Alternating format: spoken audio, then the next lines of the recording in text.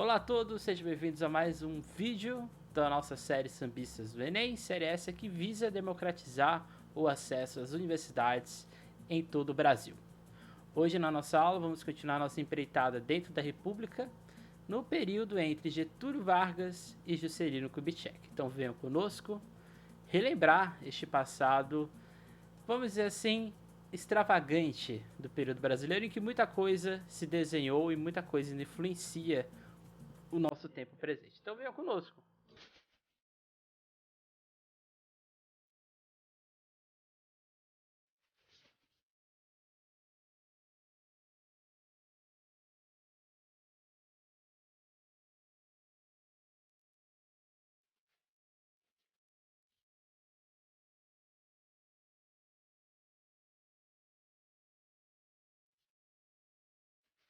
Como o Samba da Mangueira bem expressa, ou bem aponta, se podemos dizer, o governo de Washington Luiz, como a gente viu na aula passada, deixou alguns problemas. E o principal deles foi exatamente o seu sucessor, o Júlio Prestes.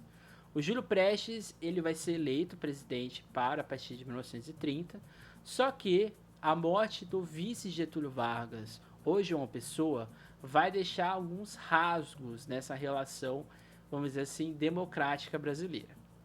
Por quê?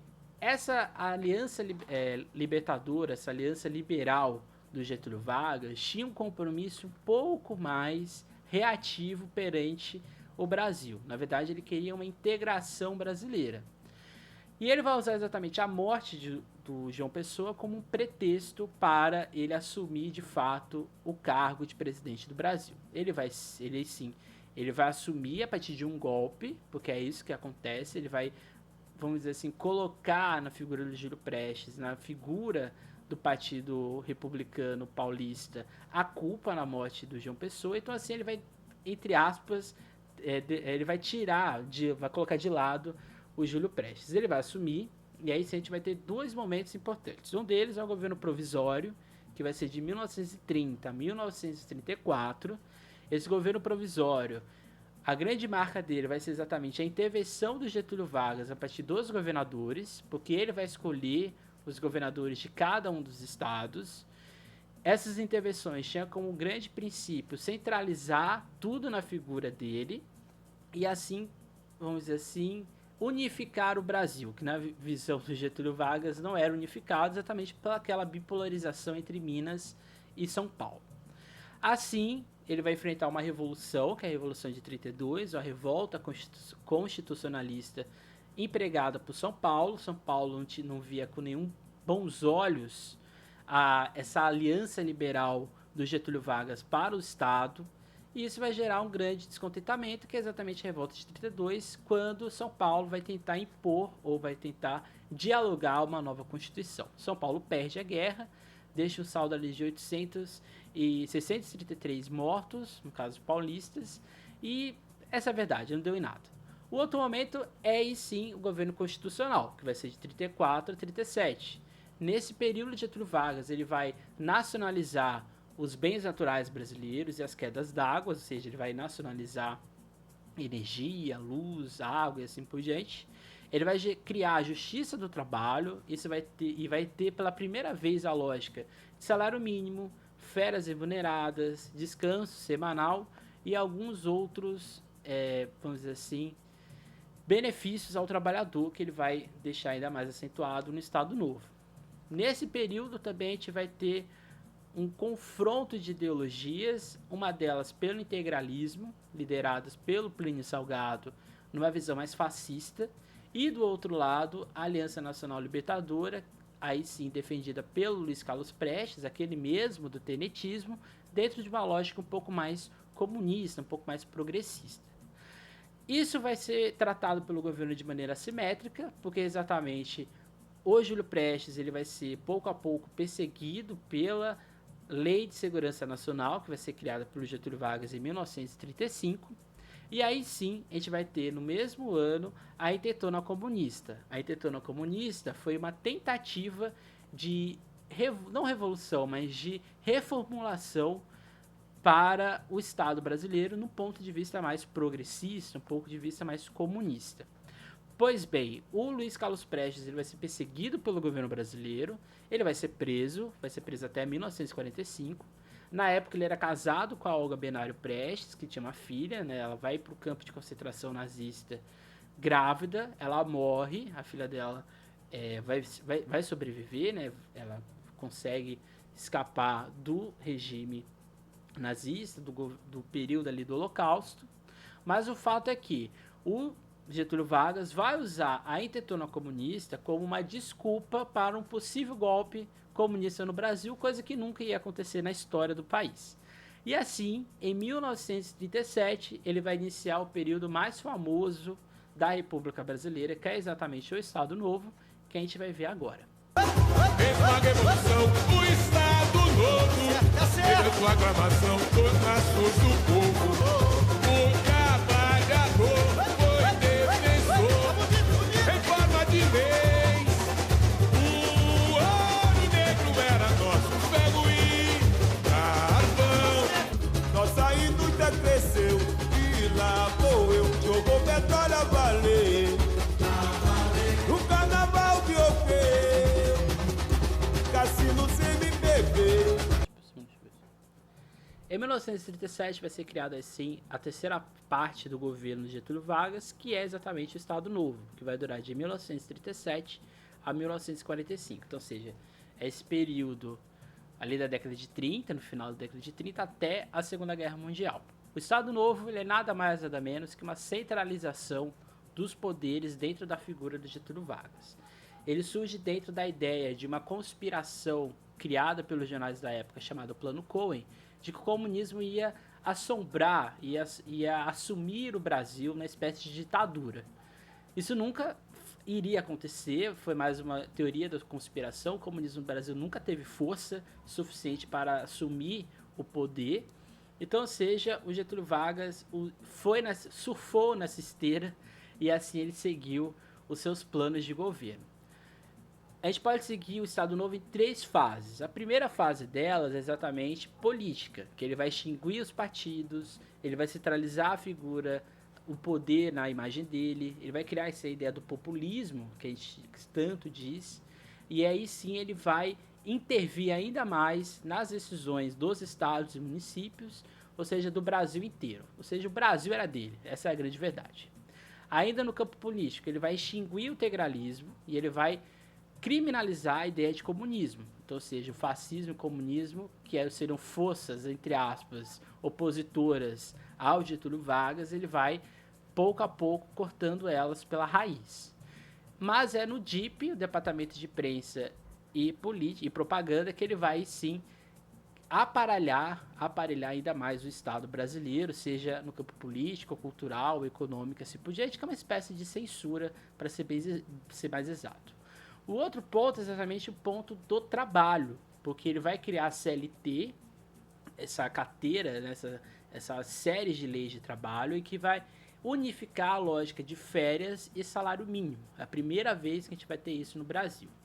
O terceiro ponto é o crescimento econômico, principalmente no plano industrial, como a gente viu nos sambas anteriores, né, da Portela e da Nenê, que é exatamente o quê? Esse avanço industrial no petróleo, ou pelo menos o princípio, mas principalmente de ferro e carvão, que a gente vai ter aí sim a CSN, a Companhia Siderúrgica Nacional, que vai ser o primeiro motor, se assim podemos dizer, econômico do Brasil, que é exatamente essa indústria dos bens pesados, os bens de consumo que vão ser implementados pelo governo de Getúlio Vargas. Isso é importante porque ele vai valorizar ainda mais o setor industrial brasileiro, vai criar uma oportunidade de emprego muito maior do que era antes. Então, ou seja, ele vai criar, ou vai se colocar na figura dele aquela ideia do pai dos pobres, né? Que é a figura do Getúlio Vargas como uma grande figura paternalista em relação aos brasileiros. Claramente, no campo de vista do trabalho, ele foi uma figura essencial, mas no campo de vista político, de oposição, ele era uma figura bastante controversa, como a gente pode aí ver nas literaturas existentes. O rei da noite, o dia da fantasia, no raio das rainha, a baiana de Alemã. Fantas Vedete, Cadillacs Brilhantina. Em outro palco, movimento popular. Mas o que marca o governo do Getúlio Vargas, como a gente vê no Samba da Portela, é o aspecto cultural. Quando diz, né, lá no samba, o Rei da Noite, o teatro, a fantasia, o rádio, rainha, a baiana do Alemar, que aqui no caso é a Carmen Miranda, Vedetes, Cadillacs, Brilhantina, movimento popular, e principalmente o samba, né, se a gente colocar aqui nesse bojo todo, tudo isso está dentro da lógica do Estado Novo, daquele departamento de imprensa e propaganda. Por quê? A lógica do Getúlio Vargas era, se a gente conseguir criar um corporativismo dentro dos sindicatos, ou seja, ele vai aparelhar os sindicatos dentro da lógica do governo Vargas. Se ele conseguir crescer economicamente o Brasil, mesmo que seja de uma forma bem assim incipiente, com petróleo, com ferro, com carvão e outros bens econômicos, ainda dentro da lógica industrial. E se ele conseguir convencer a população de que ele está trabalhando para eles, ele vai, pouco a pouco, trazer o povo para a lógica do governo, mesmo que a classe política veja ele como uma forte oposição. Só que no campo cultural era uma outra estratégia exatamente de aproximar o povo. O grande exemplo disso é o rádio. O rádio vai ser o motor da força do Getúlio Vargas, como por exemplo o Café com o Presidente, que era um programa matinal que o Getúlio Vargas falava com a população. As músicas que eram tocadas eram músicas, a sua grande maioria, de cunho nacionalista. O próprio carnaval vai sofrer intervenção do período de Getúlio Vargas, exatamente nos enredos um pouco mais patrióticos, ou até mesmo de defesa dos planos do governo Vargas. Então, ou seja, nesse campo cultural, o Brasil vai, ao mesmo tempo que vai ser influenciado por essa força do DIP e do Getúlio Vargas, ao mesmo tempo, a gente vai ter um avanço cultural dentro do Brasil muito forte, principalmente de cantores, de grandes figuras e grandes personalidades. O fato é que o governo de Getúlio Vargas ele vai ter o seu fim em 1945, porque ele vai ficar enfraquecido, principalmente após a Segunda Guerra Mundial. O fato é que em 1945 o Getúlio Vargas ele vai perder força dentro do Estado brasileiro, principalmente dentro da UDN, a União Democrática Nacional, que vai ser uma oposição principalmente guiada por uma elite brasileira, por jornalistas da época e por uma ala um pouco mais militar, em oposição a Getúlio Vargas. Depois da Segunda Guerra Mundial, Getúlio Vargas perde musculatura política e assim ele vai, pouco a pouco, criando novas medidas democráticas, como, por exemplo, a renovação dos partidos, por exemplo, o PSD do Getúlio Vargas e o PTB dos trabalhadores. Ele vai se aproximar com a União Soviética, só que isso vai gerar um grande desconforto pela UDN, porque o PTB vai se aproximar do Getúlio Vargas e o próprio PCB também vai se aproximar do Getúlio Vargas por causa dessas medidas um pouco mais democráticas. O fato é que o Getúlio Vargas ele vai sofrer um golpe, na verdade, pela UDN, e assim em outubro ele sai do governo, mesmo com várias tentativas da Força Popular Brasileira, na figura do queremismo, né, do querer que o Vargas volte. Isso não vai dar certo. Getúlio Vargas ele sai do poder, vai assumir o seu posto o Dutra, e aí ele vai ter um novo governo, aí sim, pela primeira vez eleito pelo povo, entre 1951 e 1954. Nesse curto período, ele vai sedimentar um plano econômico mais forte, principalmente na figura do BNDES, Banco Nacional de Desenvolvimento. Ele vai estatizar o petróleo, naquela famosa frase, o petróleo é nosso, que vai ser criada aí sim a Petrobras. E dentro de tudo isso, ele vai sofrer ainda mais com a oposição, principalmente na figura do Carlos Lacerda. O Carlos Lacerda vai sofrer um atentado, esse atentado vai matar um militar da aeronáutica. Isso vai gerar uma grande confusão, porque foi se comprovado que era uma tentativa de homicídio do Vargas perante o seu grande ranço político, que era o Carlos Lacerda, no caso ele era um jornalista. O fato que Getúlio Vargas ele vai se suicidar em 24 de agosto de 1954, e aí sim ele vai proferir aquela famosa frase, né, sair da vida para entrar na história. Aí sim, a partir de Getúlio Vargas, a gente vai ter o que a gente chama de suspiro democrático, que a gente vai ver agora no Samba da Rosa de Ouro. Indústrias e comércio, o sonho do progresso. Aqui chegou a arte entra em cena, o hino e o cinema. Estradas que uniam esse país. Chateau fez o quê? Chateau teve a coragem, trouxe a imagem, fazendo esse meu povo mais feliz. É nesse período que vai ali de 1946 até 1954, 55, 56, a gente vai ter vários avanços dentro do aspecto da sociedade brasileira.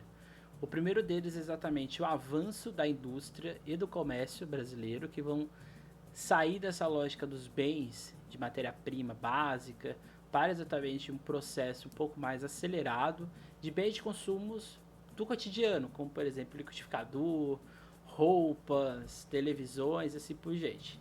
Inclusive, como o Samba da Rosa diz, né, o Chateaubriand ele vai ser responsável por trazer a televisão ao Brasil, né, trazendo essa imagem em movimento. Outro aspecto importante é o aspecto esportivo, porque é nesse período que o Brasil, a seleção brasileira, a seleção de futebol, né, vai ganhar ainda mais popularidade no Brasil e vai se tornar, aí sim, de fato, um esporte ainda muito mais nacional. Aqueles avanços da arte que a gente viu no governo Vargas vão começar ou vão ter mais força ainda, mais poder dentro da sociedade. E talvez o princípio principal é a ideia de estrada, que vai começar com o Dutra, essa primeira estrada longa dentro do Brasil, que vai juntar São Paulo ao Rio de Janeiro, que é chamada Via Dutra, vai ser nesse período. E esse vai ser um marco do que a gente chama do automobilismo e dessa política de desenvolvimento voltado para as estradas. Mas quem vai, de fato, edificar essa lógica é o presidente Juscelino Kubitschek, que agora a gente vai ver no Samba da Mangueira, de 1981. Em sua marcha progressista, o notável está atenta, o Planalto destravou, Brasília, o sonho dourado. O fato é que o Juscelino Kubitschek, como ele é posto ali, né, como notável estadista no Samba da Mangueira, ele talvez seja o segundo presidente civil com mais protagonismo popular antes do golpe civil-militar de 1964. O Juscelino Kubitschek ele vai herdar indiretamente essa herança política do Getúlio Vargas, porque a aliança entre o PTB, o Partido Trabalhista Brasileiro, e o PSD, o Partido Social Democrata, vai fazer uma chapa entre Juscelino Kubitschek e o vice-presidente do Getúlio Vargas, o João Goulart. Só que a UDN e uma parte da ala militar brasileira, impulsionada pela Aeronáutica e pela Marinha, vão tentar criar um golpe perante a vitória do Juscelino Kubitschek. Então, assim, o general Henrique Teixeira Lott vai dar um fim nessa tentativa de golpe, porque ele vai secar qualquer possibilidade de tirarem o JK do poder. O Juscelino ele vai ser um presidente conhecido pela sua marcha progressista, como está no Samba da Mangueira, principalmente no aspecto econômico. Alguns pontos são essenciais no governo de Juscelino Kubitschek. O primeiro deles é o slogan, né? 50 anos em 5. Desenvolver o Brasil num período de 5 anos, mas com um resultado, aparentemente, que só poderia ocorrer em 50. Então, ou seja, era um processo muito acelerado, bastante, vamos dizer assim, ousado. Essa é a grande verdade. O fato é que o período de Juscelino Kubitschek ele vai, entre aspas, criar novos mecanismos para os operários, principalmente, que vão ser exatamente uma parte do setor produtivo brasileiro muito importante. Além disso, a classe média vai crescer ainda mais dentro do poder no Brasil. Então, seja, essa pequena elite, que não é elite, mas que se achava elite, vai ter mais poder de compra e mais poder de investimento. E além disso, a gente vai ter as indústrias, né, principalmente nacionais, vão ter mais acesso aos créditos fiscais dados pelo governo. Pois bem, o Juscelino Kubitschek ele vai ter também como uma ideia de slogan um desenvolvimento nacional ou a lógica de um nacionalismo desenvolvimentista. Porém, isso não era nada a ver com a ideia de nacionalismo lá do Getúlio Vargas, né? Por exemplo, Getúlio Vargas ele vai intervir de fato em algumas indústrias. O Juscelino Kubitschek, ele, pelo contrário, ele vai ceder, ele vai facilitar o acesso a crédito fiscal. Porém, por outro lado, ele também vai incentivar a vinda de capital estrangeiro, principalmente nas indústrias. O foco do Juscelino Kubitschek era exatamente o automobilismo, principalmente na região do ABC Paulista, ali de Santo André, São Bernardo e São Caetano, no que vai ser reconhecido, vai ser posto como exatamente um polo industrial, ou talvez o principal polo industrial brasileiro da década de 50, de 60 e um dos principais até hoje. Além disso, ele vai criar o plano de metas, que vai ter como lógica ou como medidas exatamente o transporte, a energia, a alimentação, a indústria de base e a educação. Só que desses 5, somente a indústria de base e o transporte vai ser bem atendido. Por quê? O Juscelino Kubitschek ele vai ter um projeto bastante ambicioso de estradas, de ligar o Brasil, de ligar exatamente esses polos produtivos e industriais ao redor de todo o território nacional. Além disso, o outro aspecto essencial que a gente vai ter é exatamente a construção de Brasília, que é do descentralizamento político do Rio de Janeiro, ou seja, aquela lógica ainda quase que imperial e colonial, e trazer para um novo centro político que é exatamente o centro-oeste brasileiro, ali na região de Goiás, que é o Distrito Federal, a cidade de Brasília, projetada por Oscar Niemeyer e Lúcio Costa, e que vai ter ali o seu plano auge ali por volta de 1960, que é quando de fato Brasília vai ser inaugurada. O fato que o Juscelino Kubitschek vai ser um presidente que vai gerar uma dívida externa e uma dívida econômica muito grande para o Brasil, principalmente por causa da inflação. Inflação essa que vai ser dada pelo Jânio Quadros, que a gente vai ver na nossa aula que vem, quando a gente vai tratar desse período da ditadura militar até o período democrático brasileiro. Então é isso, gente. Se vocês gostaram da aula, não deixem de curtir, de deixar aqui seus comentários. Qualquer dúvida também deixe aqui. Não deixe de ver nossos vídeos, não deixe de acessar nossas páginas sociais, Facebook, Twitter, Instagram do Sambistas da Depressão. E é isso, gente. Até mais. Tchau. Não deixe de sonhar e não deixe de sambar.